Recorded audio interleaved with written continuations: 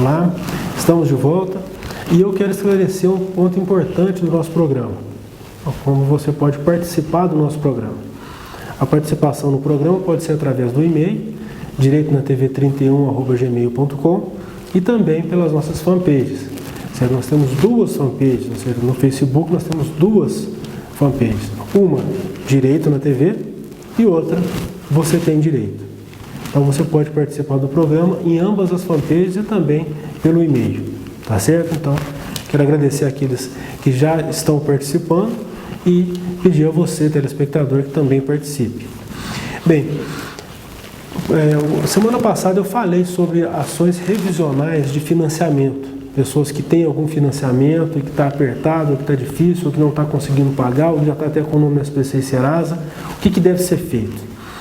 E me perguntaram nos e-mails quais seriam os direitos do consumidor com relação a esses processos. Bem, primeiro, não tem como eu falar especificamente do seu contrato, porque eu não tenho o seu contrato em mãos para analisar. O ideal é você levar o seu contrato para o advogado da sua confiança. Então, leva o contrato para o advogado que você tem confiança, ele vai dar uma analisada no seu contrato e vai verificar se tem ou não tem como entrar com a ação. A grande maioria dos contratos tem como entrar com ações, sim, porque a maioria dos bancos, quando vão fazer algum contrato de financiamento, algum contrato em que vai liberar um dinheiro, ele coloca algumas tarifas, algumas taxas que ele não deve cobrar, e também tem alguns bancos que estão cobrando juros acima do juro de mercado, então tem que fazer a devolução do valor maior. Mas o ideal é você levar para o seu advogado para que ele possa fazer o cálculo direitinho, analisar o contrato e ver quais são as suas reais chances para entrar com o processo já sabendo mais ou menos o que é que você tem direito, tá certo? Bem, como que funciona essa questão dessas tarifas? Vamos imaginar que você vai no banco e pede ao banco para fazer um empréstimo no valor aí, vamos imaginar, de R$10.000. Então você chega no seu gerente, você chega na agência e pede para fazer um empréstimo aí de R$10.000. Tá. Aí na hora de fazer o empréstimo, o gerente ou o funcionário vem e fala assim, olha, vamos fazer o seguinte, vou fazer esse financiamento, mas você me ajuda aí, faz aí um seguro de vida, faz um seguro residência, faz tal. Isso é ilegal. Você faz se você quiser, tá certo? Não existe nada na legislação que libere o banco para estar forçando o cliente a fazer esse tipo de operação. É a chamada venda casada, certo? Isso é ilegal. Não se pode fazer uma venda casada, ou seja, eu não posso condicionar a venda de um produto, olha, eu só posso liberar esse financiamento para você se você também fizer um seguro comigo, se você comprar esse ou aquele produto do banco, certo? Isso chama-se venda casada e isso é proibido por lei. Então, se você foi vítima dessa situação, você tem direito a entrar com o processo e pedir a restituição dessa venda acessória aí, que na realidade é uma venda casada.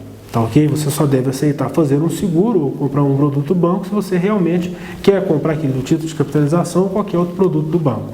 Tá ok? Então, o primeiro ponto é esse daí.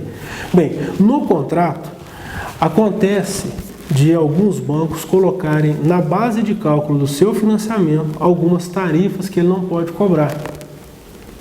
Por exemplo, vamos imaginar que você vai comprar um veículo e aí, na hora de fazer o contrato, ele coloca lá que está pagando uma taxa de avaliação do veículo, certo? Então, ou um chamado serviço de terceiro. Que serviço de terceiro é esse? Quem é esse terceiro que aparece no contrato? Então, aí você vai financiar R$10.000, mas aí cobra R$300 de avaliação do veículo, cobra mais R$400 de serviço de terceiro, cobra mais uma tarifa aqui, outra ali e tal. De repente, a sua base de cálculo de R$10.000 passa aí para R$12.000. Então, você vai pagar 20% a mais do que pagaria se não tivesse aquelas tarifas. Então, é a devolução dessas tarifas que o financiamento que você pode fazer, na revisional de contrato. É uma ação que você vai entrar na justiça através de advogado e vai restituir esse valor para você. Outra coisa, se o valor, a taxa de juros está muito acima da taxa de juros de mercado, então o banco também tem que fazer uma readequação aí e abaixar a taxa de juros.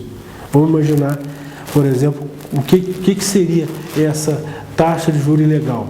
Bom, eu entendo que uma discrepância entre a tarifa de juros normal, por exemplo, de 12% ao ano, que é o que estabelece o Código Civil, para uma tarifa de 400%, 500% ao ano, como tem se cobrado até do cheque especial, e tarifas até maior do que essa no cartão de crédito, eu entendo que é uma tarifa ilegal.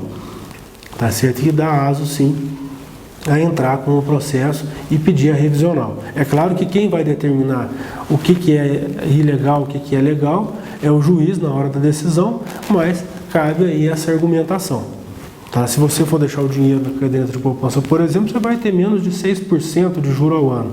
Agora, se você usar o limite do cheque especial ou até mesmo usar o cartão de crédito, você pode pagar uma tarifa de um juro de 600% ao ano. Então, ou seja, é muita diferença uma tarifa para outra, aquilo que o banco paga com aquilo que ele recebe.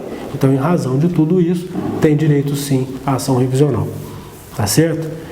E uma outra questão interessante quando diz respeito a financiamento é que agora algumas lojas de departamento também estão trabalhando como bancos. Não é verdade? Então, às vezes você sai de casa com a sua esposa para comprar um sofá e volta com uma conta aberta num determinado banco que você abriu lá na loja, ou você vem com um seguro residencial, ou você vem com um crédito pessoal que você não queria fazer a condição de casa, mas foi abordado pelo vendedor e tudo mais, e acabou que você fez lá dentro da loja, uma loja de departamento. Aqui nós temos várias, certo, lojas de departamentos que vendem geladeira, fogão, eletrodomésticos, guarda-roupa, enfim, vende móveis, e aí lá dentro também tem um caixa específico, 2 caixas e tudo mais, responsáveis para fazer financiamento de serviços bancários. Acontece que tem uma legislação por trás de tudo isso, tem uma lei que regulamenta tudo isso. Certo? É o decreto 3.954 do Banco Central, e ele determina que somente instituições bancárias, ou seja, instituições que fazem parte do sistema financeiro nacional, é que podem terceirizar o serviço através do correspondente, chamado correspondente bancário.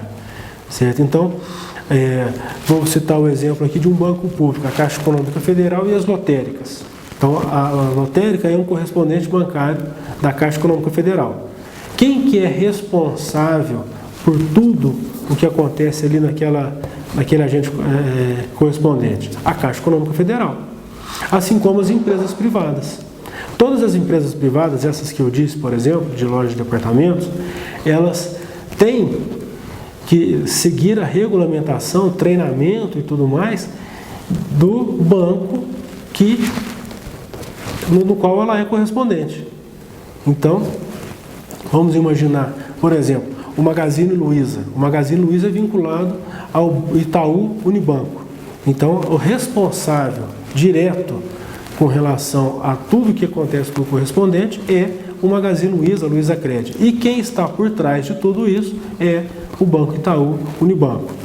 O mesmo acontece com as outras lojas de departamento que nós temos aqui em São Sebastião do Paraíso e em todo o Brasil, que tem esse serviço. Certo? A maioria deles tem, Pernambucanas tem, Eletrozema tem, Casas Bahia também tem, enfim, todas essas grandes lojas de departamento também são correspondentes bancários. Tá certo? Então, eles têm que dar todo o suporte, e o responsável dentro dessa área para treinar o funcionário e tudo mais é do banco. Tá? No próximo bloco, eu vou falar com você sobre a responsabilidade trabalhista, a parte dos direitos trabalhistas dos funcionários dessas empresas. Tá ok? Não saia daí, porque você tem direito.